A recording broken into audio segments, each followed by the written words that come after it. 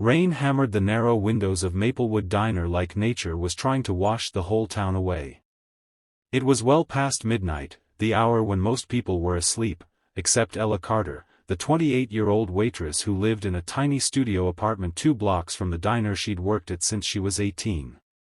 She had dreams once: culinary school, opening her own restaurant, maybe even writing a cookbook, but life, bills, and her mother's medical care had pushed those dreams so far back she barely recognized them anymore.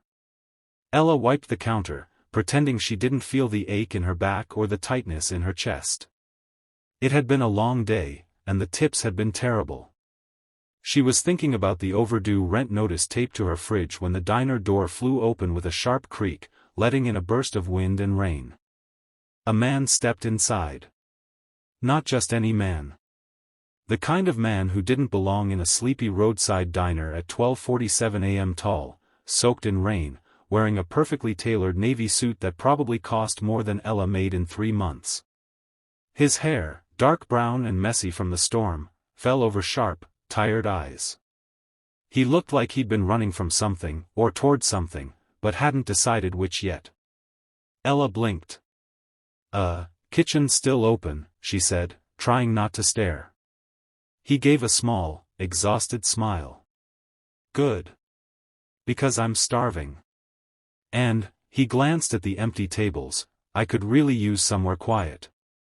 He sat at the far booth, the one everyone avoided because the light above it flickered. Ella grabbed a menu and walked over, noticing the faint tremor in his hands.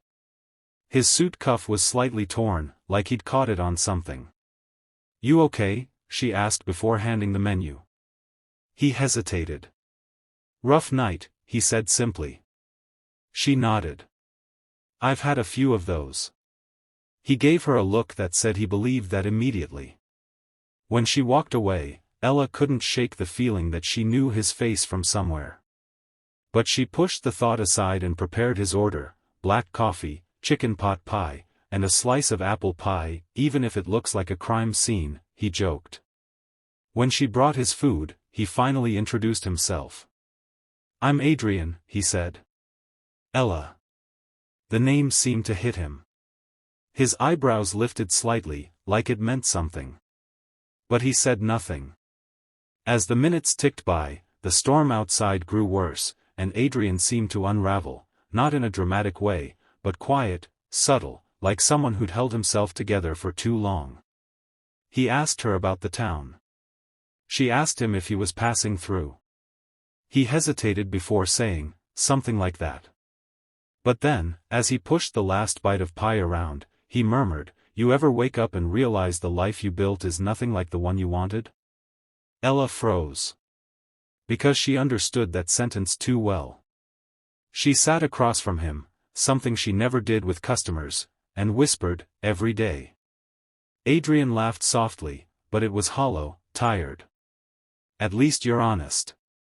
Most people pretend." "Pretending doesn't pay bills," she said. He smiled for real then. True.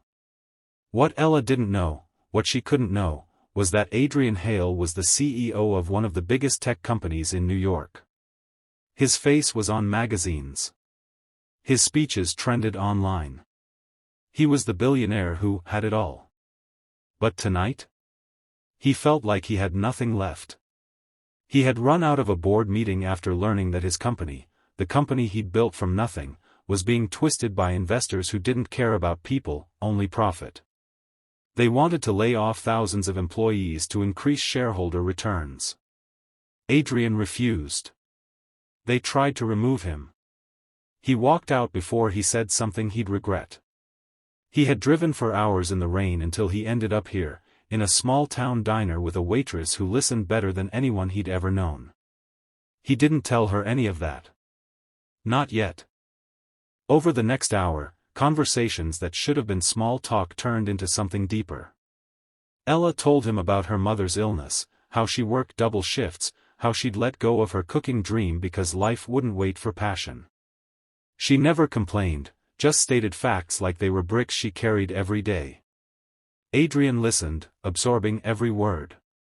Something in him shifted. Finally, the storm eased, and he stood to leave. "Ella," he said, pulling out his wallet, "thank you for tonight." "Just doing my job," she said, but he shook his head. "No. You did more than that." He placed a generous tip on the table, too generous. She pushed it back. "I don't want charity." "Then call it gratitude." Before she could argue again, he walked out into the night. The next morning, Maplewood woke up to chaos. News vans. Reporters. Cameras. Someone shouted, "He's here. Adrian Hale is here." Ella dropped the tray she was holding. Her heart stopped. The man she served pie last night. The billionaire CEO?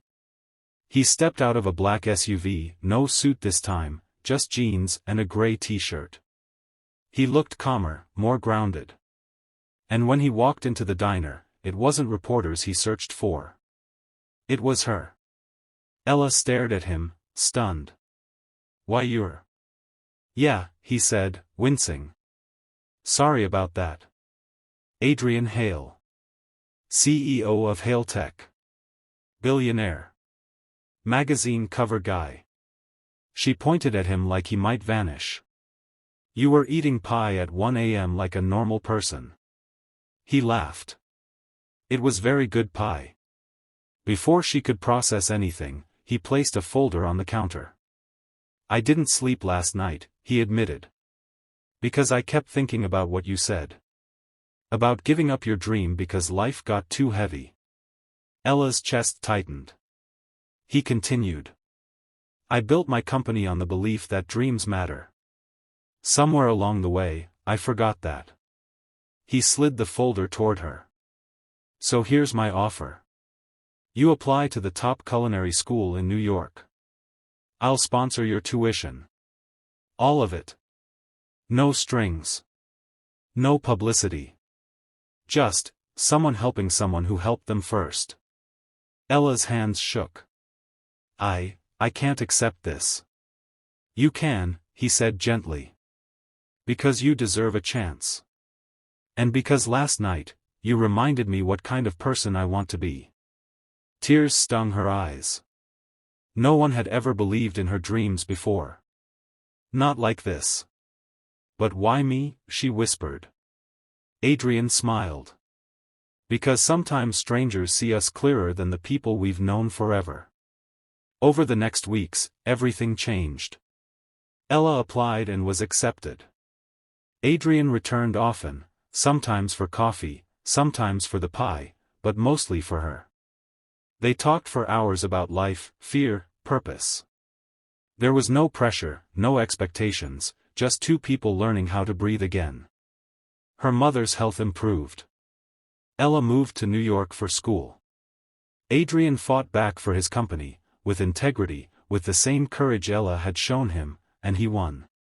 Months later, as she finished her first big exam, she found Adrian waiting outside the culinary school, holding 2 cups of coffee. She laughed. "You're late." He grinned. "Traffic. You always have an excuse." "Only because I like when you call me out." They walked down the street together, the city lights glowing like a promise.